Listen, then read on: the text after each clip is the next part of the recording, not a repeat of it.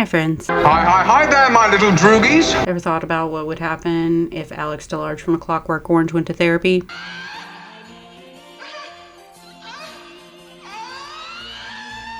Yeah, I don't think a lot of people probably have, but I'm a therapist and I do. So today we're going to talk about Alex DeLarge, main character in the book and movie A Clockwork Orange. Alex DeLarge is a teenage delinquent with very poor moral compass. He's enterprising, aggressive, outgoing, young, bold, vicious. And I think it's a very fascinating case study of a fictional character. One that's fascinating enough that you could do a full college presentation about it, which I may or may not have done. In this session, we're going to talk about the difference between the book and the movie, Alex's antisocial traits, and do a little speculation of why he may do what he does. So we're going to talk a little bit about whether or not the Ludovico technique used on Alex is treatment or torture. Later, I'll tell you what I think might happen if Alex walked into my office. Psychiatrist?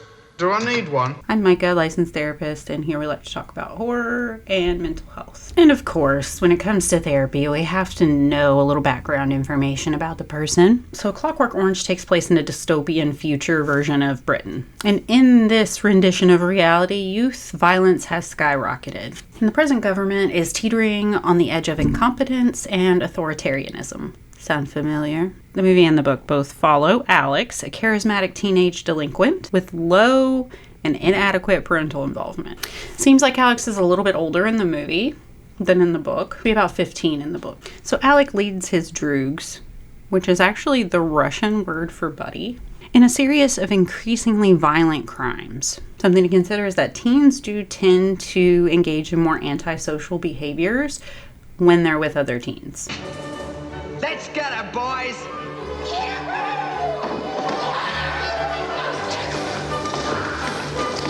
What happens to Alex after a series of shenanigans?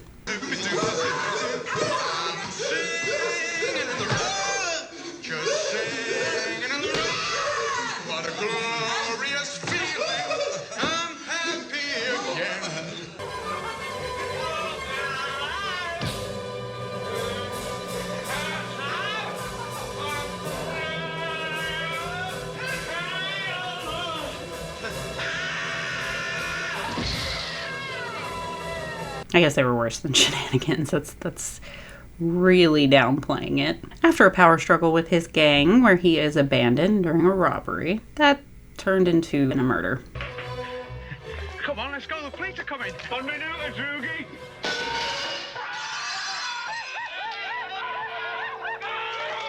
In prison, he volunteers for the Ludovico technique. This is an aversion therapy style government experiment. It reminds me of conversion therapy. If you're not familiar with conversion therapy, which shouldn't be considered a therapy at all, it isn't a therapy. It is an ineffective way that people thought, hey, let's make people think they're not gay by showing them images that could potentially arouse them while doing unpleasant things to them so that they make the association with negative things. Let's get things nice and sparkling clear. Doesn't work.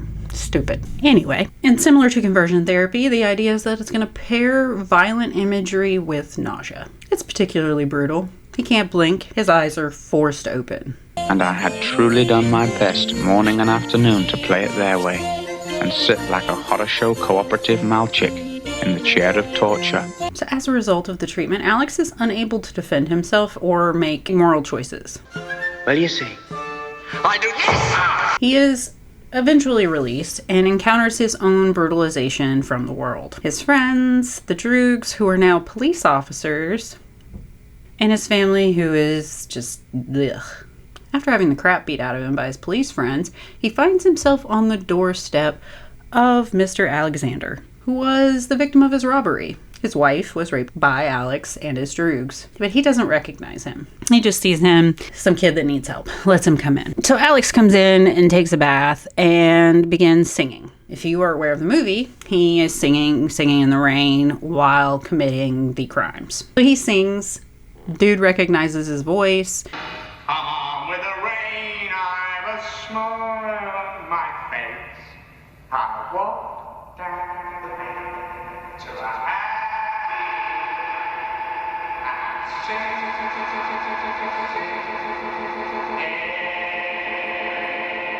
and decides to torture him with music. Alex ends up jumping out of a window. He's hospitalized and learns that the aversions he developed and was subjected to are no longer there. And the minister comes to visit him and is like, oops, sorry about that, but I'll help you if you play along for my political gain.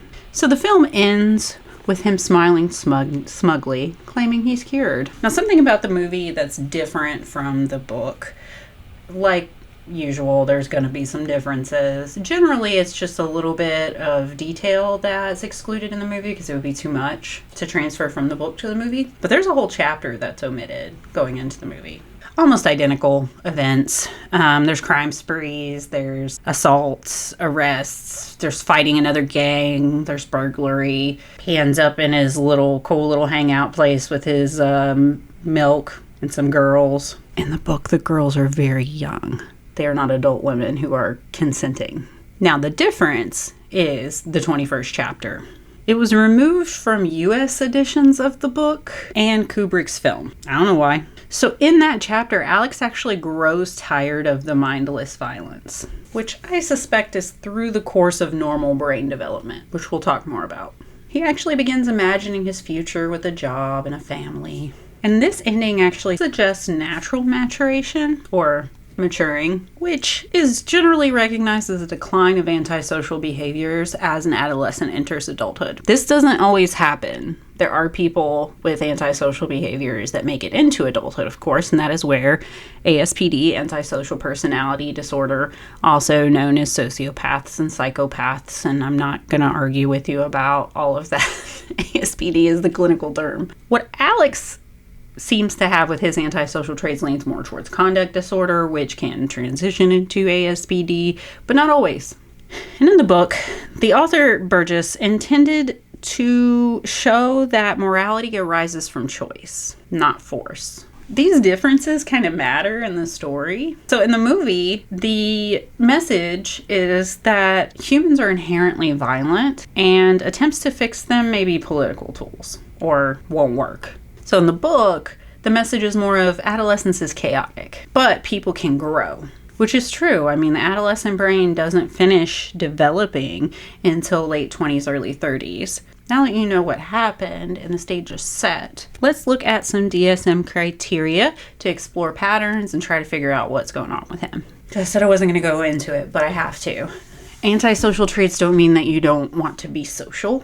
It's not about engaging in social interactions and avoiding them. It refers more to behavior that is extremely against the social norm. So therefore it is antisocial. And so this is considered deviance, which doesn't mean that you just like weird stuff. It could mean that you have a tendency to harm others. So Alex displays many hallmark features of antisocial personality disorder or conduct disorder, like I said, because he's only 15 in the book. You have to be 18 to get a personality disorder diagnosis, and honestly, I would argue that the person probably even needs to be older than that because of brain development, but whatever. I'm not in the APA. So the key behaviors that Alex displays include aggression and violence for entertainment.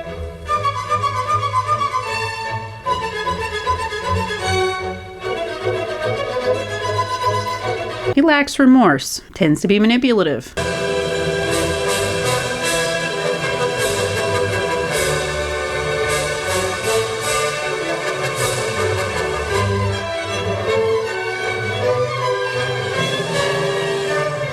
It's impulsive and thrill-seeking.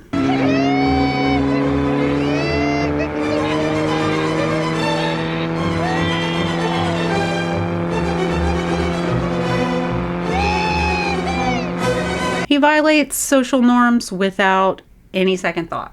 And he actually enjoys dominating others, which is more sadistic in nature. We don't know if Alex struggles with empathy. I mean, we can assume he does, but he just straight up rejects it for sure, if he does have any. And he delights in cruelty. And his violence has this aesthetic meaning to him. It's performed with flair and costume and classical music. It's kind of like a show for him. Real on a show! Let's talk about whether or not Alex is a psychopath. Alex does check many boxes associated with psychopathy: superficial charm, grandiosity, lack of remorse, cruelty, and violence. As I said, psychopathy falls under the antisocial spectrum. So the reason why I don't think it's full psychopathy is because that doesn't tend to fade with age, whereas conduct disorder and adolescent antisocial traits often do. This suggests that Alex may be more just developmentally immature, maybe socially conditioned to engage in violence. He's thrill-seeking and was raised in an environment that is violent with no boundaries. Humans are extremely impacted by their environment. All humans, all of us, every single one of us. So when we look at Alex's relationship with violence, we see that it is entertainment for him. It's a piece of his identity and a way for him to rebel. Of course, as I said, there's the aesthetic expression. It's very theatrical. And it's also a way for him to assert autonomy in a world where adults are ineffective. And he very much treats violence almost like it's an art and an expressive outlet for himself. Let's talk about the Ludovico technique, which is like crazy unethical. So the Ludovico technique is centered around the idea of classical conditioning. So when you talk about classical conditioning, and if you've ever taken a Psych 101 class, then you've heard of Pavlov and his dog.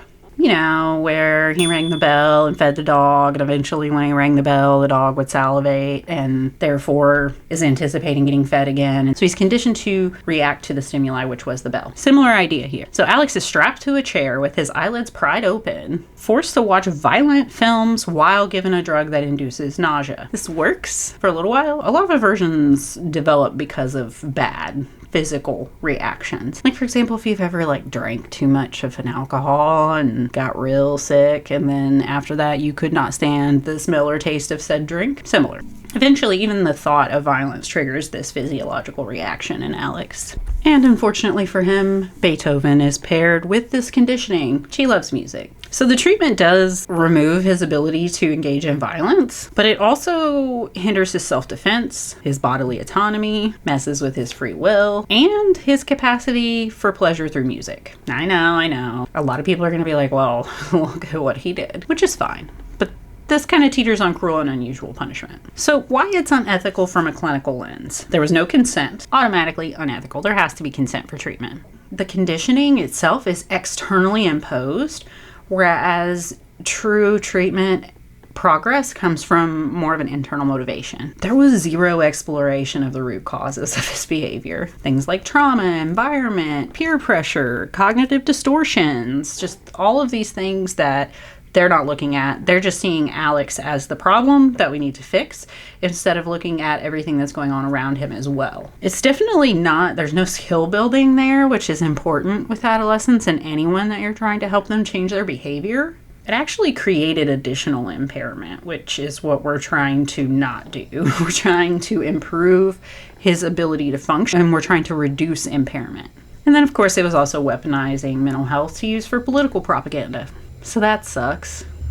It is torture disguised as therapy, much like conversion therapy. It does reflect a lot of real-world abuses that did happen. The era of lobotomies and brutal institutions, coercive psychiatry, which is a genuine and unfortunate reality of historical mental health care. Does the treatment work? Okay, so we've established it's unethical, not a good thing. Does it work?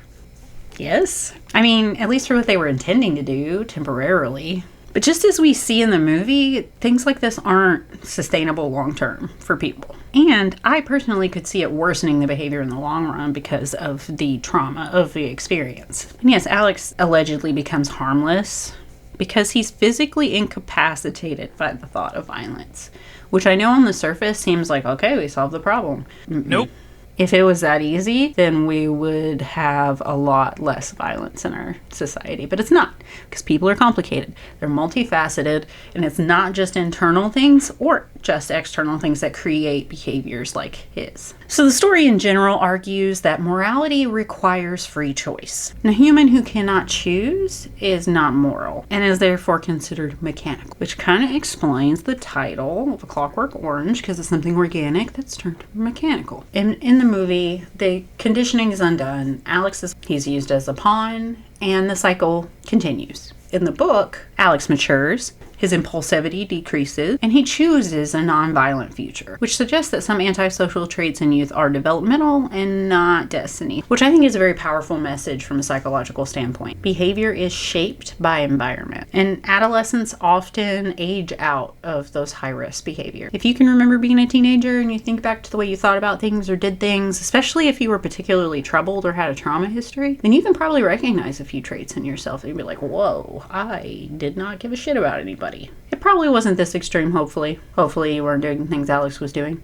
But you may be able to kind of relate in some capacity. Adolescence is a natural time for rebellion and breaking away and kind of pushing away from authority. So I think that that's one thing that Alex represents and why people like this story. We have to remember that coercion doesn't create healing. Someone has to be a willing participant to get better. And only choice and autonomy create genuine change. Before we jump into what Alex's therapy might look like, I have a confession. Alex was the subject of one of my early undergraduate psych projects. I was very fascinated by him. Not the violence so much, but the behavior behind the violence, the psychology of Alex DeLarge. And I'll spare you the details, but I was so excited about this project that I was definitely one of those people that held the class hostage. They were probably cussing at me as they left. Sorry, guys. So this project actually, looking back, planted the seed for the way that I analyze characters today. So what would happen if teenage Alex walked into my office? Maybe he got court ordered. People with these traits don't often get treatment initially on their own accord.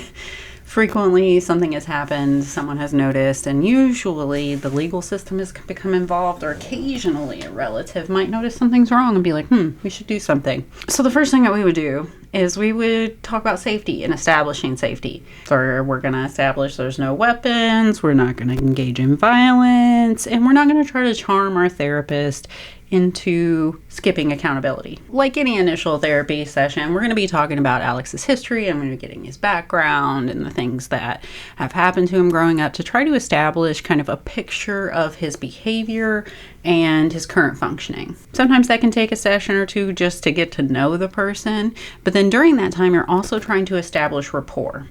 So rapport is that relationship or that connection and that trust that you have with someone. Assessment is essential. So I would do what I could and dig deeper into his history, motives, family life, medical situations, trauma history, everything. There's usually more buried than what we see on the surface. We would also start to work to establish his goals, even if that goal is just to finish therapy because the court told you you have to. Then if we don't establish rapport and he doesn't feel some sense of trust and connection, then it's kind of like talking to an angry wall that might lash out at you at some point. I think that a lot of therapists shy away from working with these type of personality traits because they're scared of them because of the potential for violence. I think it's important to be aware and to know the reality of the situation and to always have some sense of vigilance of your safety, but also know that sometimes the relationships or rapport you build and the connection that you have with somebody is quite protective. So one of the things that I would work on with Alex in subsequent sessions, because this wouldn't be a first session thing, therapy doesn't work that way, is we would talk about building insight. So insight is when we look internally and have more awareness of ourselves, our motivations, our behaviors, our thoughts, everything. So I guess the defining question for building insight would be like, why do you do what you do? Figure out, what do you get from violence? Is it exciting? Does it make you feel better about yourself? Are you angry? We might explore his ideas about dominance and how that plays into his sense of identity. We'd also have him reflect and look like, what happens when you're bored? Do you feel lonely? Do you feel powerless? Chronic boredom and thrill seeking is common in these behavioral traits, so it's important to examine that. Now, I'm not saying that it would go well, especially with a teenager, especially with a teenage boy. They don't like to talk. There's a lot of social pressures amongst them to not experience and explore emotional states. It's getting a little bit better, but it's still there. He'd likely roll his eyes at me, shut down, not talk, theatrically monologue. I mean, they're just based on his behavioral traits, there's a lot of little weird things he might do. But these may be the seeds of self-awareness that no one has ever asked him to consider. We may be planting those with the hope of nurturing them and turning them into more self-awareness, which then can turn into the choice to behave differently and to think about things differently, which leads us to cognitive work. So we're going to look at beliefs about power, control, pleasure, just the way that you think about things. Because Alex seems to equate power with survival, cruelty with autonomy, violence with sensation, and music with transcendence. We would work on challenging those beliefs gently but firmly. So we would look at his cognitive distortions as distorting thinking. An example might be that people exist for his entertainment. We may look at his entitlement, lack of empathy, and of course impulsivity and thrill seeking, and try to figure out the roots of it. He would not like it, which probably means we were on the right track. Something that I think would be important is exploring his developmental roots. So we would get a little bit of that in assessment, but I think it's important for the person to understand how their development impacted their choice. We would unpack some things about parental detachment. We would talk about his parents and his relationship with them probably quite a bit. We would look at peer reinforcement and the consequences of engaging in those behaviors. We talk about his lack of structure, which honestly may not be as beneficial for him, especially his age. His parents would really need to be involved if they are going to continue to be his guardian. We would discuss some of his exposure to violence, because there's a good chance that he's seen some of it, and that is one of the ways that it was normalized for him. And then we would talk about identity formation through rebellion, which is pretty normal for teenagers. And none of these reasons that explain or attempt to explain his behavior are excuses. They're just context. And context helps people change. So we're not saying, oh, woe is him for all the things that have happened to him, and that's why he behaves this way, and we should forgive him. We're saying these things happened to him, and it shaped who he was, and now he needs to understand them so that he can choose to change them and behave differently. Next thing would be skills training. So he doesn't need the nausea conditioning. He needs skills centered around emotional regulation, delaying gratification, his distress tolerance, empathy building, boredom tolerance, and we need to look at goal setting. And these are all skills that teens are still figuring out. He would also need to be held accountable. Therapy with someone like Alex isn't just about insight and skills. Sometimes that's all somebody really needs to kind of get going and do deeper work. He needs to be held accountable for his behavior. He has harmed people intentionally, joyfully, and repeatedly. So we'll have to look at reparative steps. That may be not repairing the damage that you've done, but trying to make up for it somehow. We're going to look at him taking responsibility without any excuses. So if he has excuses for his behavior based on what happened to him, then we would talk about, yes, that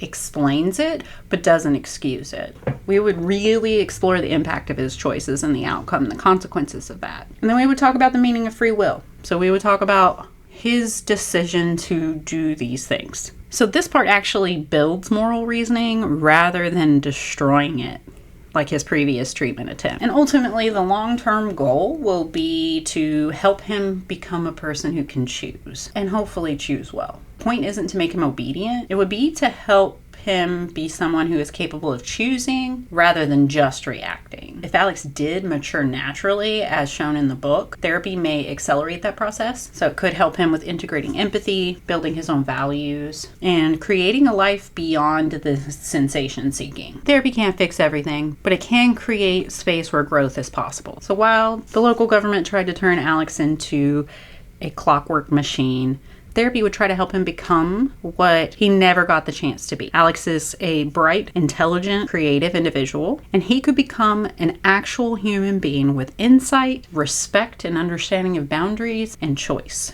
What are your thoughts about Alex? What are your thoughts about adolescence and brain development?